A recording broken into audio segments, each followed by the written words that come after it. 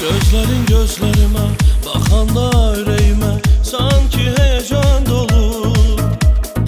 Söz deme istəyirəm, itirirəm özümü, elə bil ki dilim donur. Gözlerin gözlerime, bakanda yüreğime sanki heyecan dolu. Söz deme istəyirəm, itirirəm özümü, elə bil ki dilim donur. Sanma ki cesaretim yoktu benim deyim sana, ne kadar sevdiğimi, sana muhtaç olduğumu. Belki de anlamısan, ihtiyaç yoktur demeye, karşılık ver sevgime. Bu ne öteri his, ne de alışmaktır. Sevgi özü onsuz alışıp yamaktır.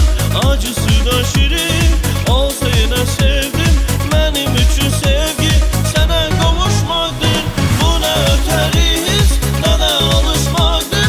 Sevgi özü onsuz alışıp yamaktır. Acısı da şirin olsa yine sevdim. Benim için sevgi sana kavuşmaktır.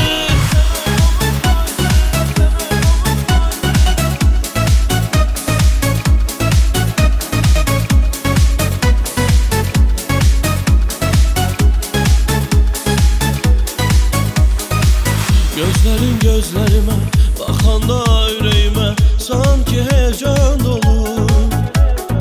Söz deme istəyirəm, itirirəm özümü, elə bil ki dilim donur. Gözlerin gözlerime, bakanda yüreğime sanki heyecan dolu. Söz deme istəyirəm, itirirəm özümü, elə bil ki dilim donur.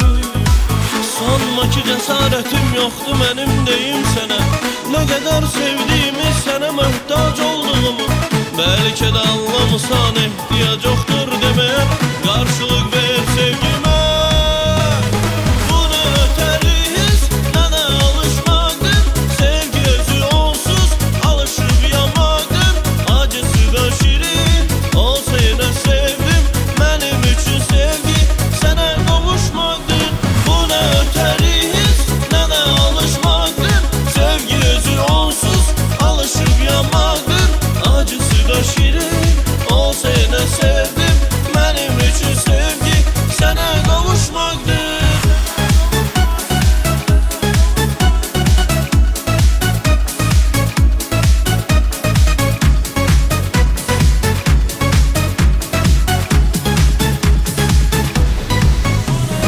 Bu ne öteri his, ne de alışmaktır. Sevgi özü onsuz alışıp yamaktır.